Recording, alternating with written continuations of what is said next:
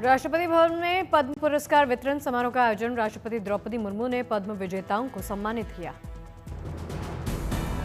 आज 71 हस्तियों को पद्म अवार्ड से सम्मानित किया गया। 4 पद्म भूषण, 10 पद्म विभूषण और 57 पद्मश्री शामिल। 68 हस्तियों को अगले महीने पद्म अवार्ड दिया जाएगा। इस साल कुल 139 हस्तियों को पद्म सम्मान के लिए चुना गया। पूर्व भारतीय क्रिकेटर आर अश्विन को मिला पद्मश्री सम्मान। गायिका जसपिंदर नरूला भी पद्मश्री से सम्मानित। भारतीय सिनेमा में अहम योगदान के लिए निर्माता निर्देशक शेखर कपूर को पद्म भूषण, एक्टर एस अजित कुमार को पद्म भूषण सम्मान। गायक पंकज उधास को मरणोपरांत पद्म भूषण, बिहार सुर कोकिला शारदा सिन्हा को मरणोपरांत पद्म विभूषण सम्मान मिला। साउथ सुपरस्टार नंदमुरी बालकृष्ण पद्म भूषण से सम्मानित। वैदिक विद्वान गणेश्वर शास्त्री द्रविड़ को पद्मश्री पुरस्कार। साध्वी ऋतंभरा पद्म भूषण से सम्मानित। मनोहर जोशी को मरणोपरांत पद्म भूषण पुरस्कार मिला। सुशील कुमार मोदी को मरणोपरांत पद्म भूषण सम्मान। पूर्व फील्ड हॉकी खिलाड़ी आर श्रीजेश को मिला पद्म भूषण। पद्म पुरस्कार समारोह में उपराष्ट्रपति जगदीप धनखड़, प्रधानमंत्री मोदी रहे मौजूद। गृह मंत्री अमित शाह और कृषि मंत्री शिवराज सिंह चौहान, शिक्षा मंत्री भी पहुंचे। मथुरा के बांके बिहारी मंदिर में अक्षय तृतीया को लेकर भव्य तैयारी। विशेष श्रृंगार, चरण दर्शन, भंडारे का आयोजन किया जाएगा। 2 किलो चंदन से संवरेंगे बांके बिहारी। ठाकुर जी का श्रृंगार करने के लिए जयपुर से मंगवाया गया विशेष रूप से चंदन। अक्षय तृतीया से पहले बांके बिहारी मंदिर में उमड़ रहा आस्था का सैलाब। अक्षय तृतीया पर भक्त कर रहे हैं गोवर्धन की परिक्रमा। हिंदू धर्म में शुभ माना जाता है अक्षय तृतीया का दिन। भक्तों को बांके बिहारी के चरण दर्शन का दुर्लभ अवसर मिलता है। सीएम ममता बनर्जी ने दीघा घाट में बने भव्य जगन्नाथ मंदिर का जायजा लिया। अक्षय तृतीया पर 30 अप्रैल को खुलेंगे इसके कपाट। केदारनाथ के कपाट खोलने की प्रक्रिया शुरू। आज भगवान केदारनाथ की डोली शीतकालीन गद्दी स्थल ओंकारेश्वर से केदारनाथ के लिए रवाना हुई। बाबा की शीतकालीन गद्दी स्थल ओंकारेश्वर मंदिर में भगवान भैरव की हुई विधि विधान के साथ पूजा। भैरवनाथ की पूजा में सेना के जवानों ने मधुर बैंड से बांधा समा।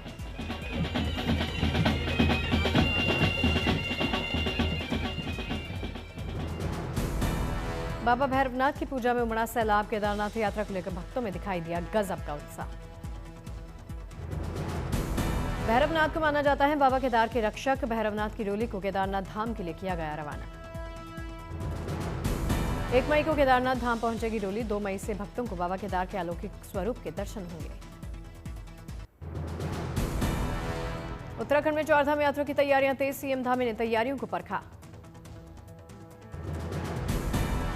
सीएम धामी ने यात्रा को लेकर अधिकारियों को दिए कड़े निर्देश। कहा, यात्रा के दौरान यात्रियों की छोटी से छोटी सुविधाओं का ख्याल रखा जाए ताकि वो अच्छा संदेश लेकर घर लौटे।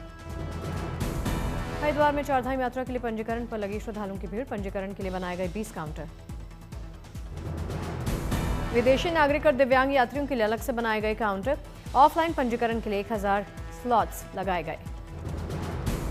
श्रद्धालुओं के लिए 15 मोबाइल टीमें भी तैनात की गईं। करीब 500 से ज्यादा सीसीटीवी से होगी चारधाम यात्रियों की सुरक्षा। चारधाम यात्रा पर हुई बैठक में लिए गए कई बड़े फैसले। बद्रीनाथ धाम में फोटो वीडियो बनाने पर लगेगा 5000 का जुर्माना। मंदिर दर्शन के लिए स्लॉट सिस्टम की व्यवस्था। धाम में आईएसबीटी, बीआरओ चौक और माणा के पास यात्रियों के पंजीकरण किए जाएंगे चेक। होटल मालिकों को ऑक्सीजन कंसंट्रेटर अनिवार्य रूप से रखने के निर्देश। होटल कैपेसिटी के अनुसार यात्रियों को आगे जाने की अनुमति। चुनिंदा दुकानदारों को ही प्रसाद बेचने की अनुमति। 13 भाषाओं में जारी हेल्थ एडवाइजरी के क्यूआर कोड को लगाने के निर्देश। पहलगाम हमले के बाद एक बार फिर सैलानियों से गुलजार हुई घाटी। बड़ी संख्या में पर्यटक पहुंच रहे कश्मीर। भारतीय नौसेना की ओर बढ़ेगी ताकत। भारत और फ्रांस के बीच में राफेल एम डील हुई। भारत ने फ्रांस से 26 राफेल मरीन विमान के लिए किया समझौता। भारत की तरफ से रक्षा सचिव राजेश कुमार सिंह ने साइन किए। फ्रांस से राफेल एम के लिए 63,000 करोड़ में हुई डील। इनमें 22 single seater, 4 twin seater training version होंगे शामिल। समुद्र में भारत की सुरक्षा होगी मजबूत। राफेल जेट को आईएनएस विक्रांत और आईएनएस विक्रमादित्य पर किया जाएगा तैनात। भारतीय वायुसेना के पास 36 राफेल विमान। 26 नए विमान मिलने से 62 होगी राफेल की संख्या। जम्मू कश्मीर विधानसभा का एक दिवसीय विशेष सत्र, विधानसभा में मौन रखकर दी गई श्रद्धांजलि। जम्मू कश्मीर विधानसभा के विशेष सत्र में डिप्टी सीएम सुरेंद्र चौधरी ने पहलगाम हमले की निंदा कर प्रस्ताव किया पेश। कहा, कुछ लोग जम्मू कश्मीर में माहौल बिगाड़ने में लगे। विधानसभा के विशेष सत्र में बोले सीएम उमर अब्दुल्ला। कहा, पहलगाम आतंकी हमला, देश पर हमला किया गया। सीएम उमर अब्दुल्ला ने कहा, मृतकों के परिजनों से क्या कहकर माफी मांगूं, माफी मांगने के लिए हमारे पास अल्फाज नहीं। सीएम उमर अब्दुल्ला ने कहा, इस हमले ने हमें खोखला कर दिया। कोई भी कश्मीरी हमला नहीं चाहता, हर कश्मीरी हमले के खिलाफ बाहर आया। सीएम उमर अब्दुल्ला ने कश्मीर से लोगों से की एकजुट रहने की अपील। कहा, कश्मीरी एकजुट रहेगा तो आतंकवाद खत्म हो जाएगा।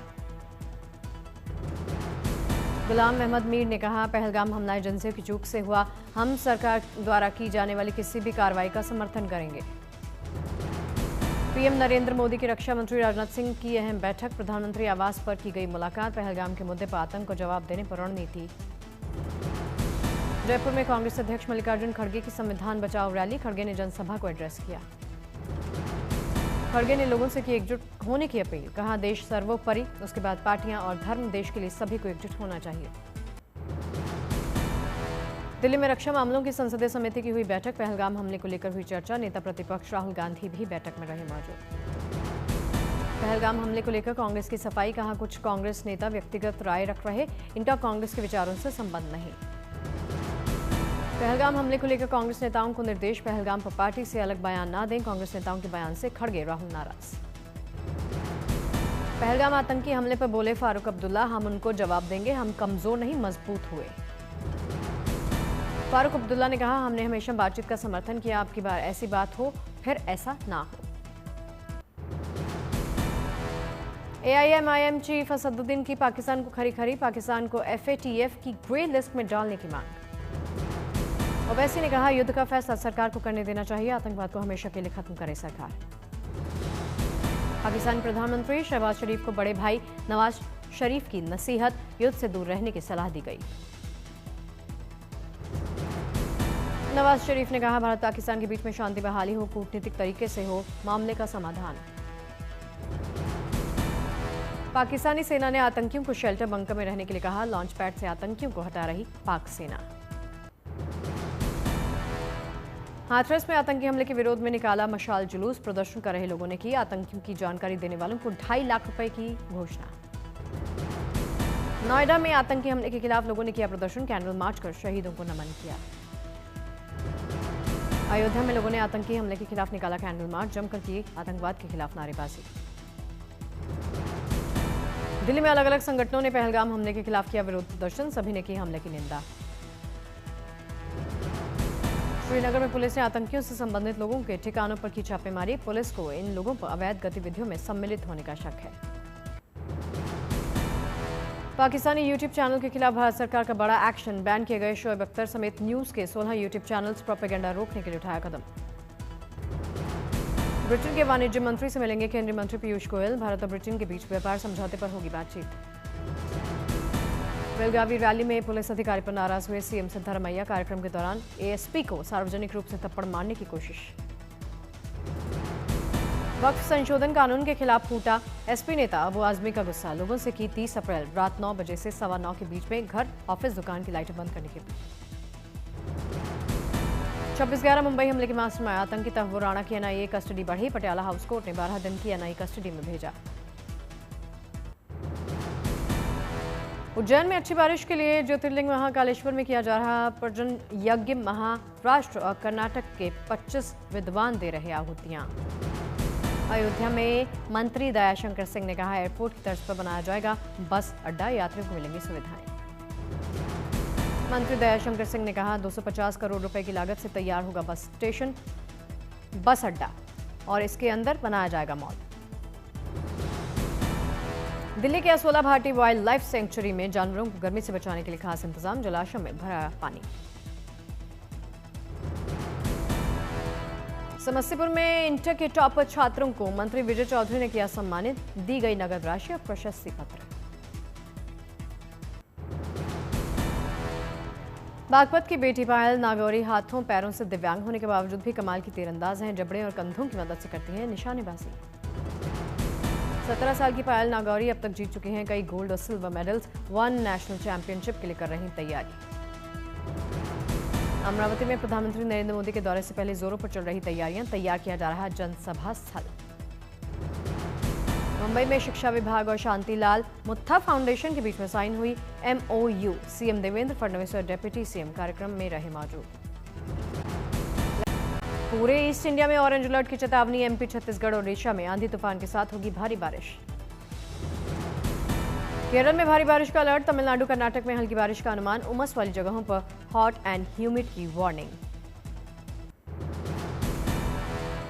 झांसी का तापमान पहुंचा लगभग 42 डिग्री के पास। लोगों का चिलचिलाती गर्मी से हुआ बुरा हाल।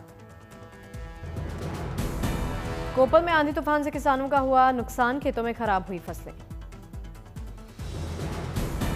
छत्तीसगढ़ के गौरेला में बारिश और ओलावृष्टि से तापमान में आई गिरावट। फसलों का नुकसान। संभाजीनगर में आंधी तूफान में उड़ गया शादी का मंडप। मंडप गिरने से कई वाहन क्षतिग्रस्त हुए। सुपौल में आंधी तूफान से जनजीवन प्रभावित हुआ। कई मकानों की उड़ गई छत। टूटे कई पेड़। चेन्नई के राजभवन में राज्यपाल ने मंत्रियों को दिलाई गोपनीयता की शपथ। शपथ ग्रहण कार्यक्रम में CM MK स्टालिन रहे मौजूद। अमरावती में कैपिटल रीलॉन्च के मौके पर CM चंद्रबाबू नायडू ने कहा, अमरावती बनेगी क्वांटम वैली। सामान्य कंप्यूटर से कई गुना तेज काम करेगा क्वांटम कंप्यूटर। लखनऊ में CM योगी आदित्यनाथ ने सिंचाई विभाग के अधिकारियों के साथ की समीक्षा बैठक। CM ने विभाग के कामकाज का जायजा लिया।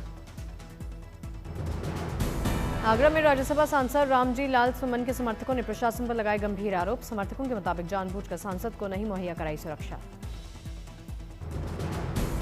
बोकारो में महिला नक्सली ने किया सरेंडर। पुलिस ने महिला नक्सली को सम्मानित किया।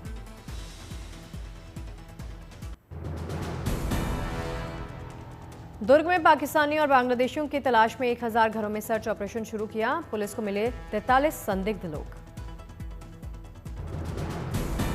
अहमदाबाद में अवैध घुसपैठियों के खिलाफ पुलिस चला रही स्पेशल ड्राइव। पुलिस ने पकड़े 1000 से ज्यादा संदिग्ध लोग। अलवर में सिक्किम के राज्यपाल ओम माथुर ने कहा, चीन ने भारत की 1 इंच भी जमीन पर कब्जा नहीं किया। प्रधानमंत्री मोदी की जमकर तारीफ की। DMK मंत्री ने एक्टर विजय कुमार पर इशारों में कसा तंज। कहा, ब्लैक मनी में एक्टर ने ली सैलरी, कर रहे भ्रष्टाचार की बात।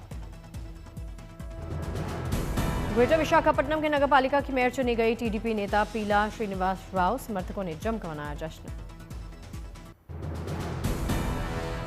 दिल्ली में चांदनी चौक से सांसद प्रवीण खंडेलवाल ने CM रेखा गुप्ता से दिल्ली की आर्थिक विकास परिषद के गठन का अनुरोध किया। कहा, इससे आर्थिक और औद्योगिक गतिविधियों को मिलेगी रफ्तार। दिल्ली में बिजली की डिमांड पहुंची 6000 मेगावाट के पार। 2022 के बाद पहली बार बिजली की इतनी हाई डिमांड।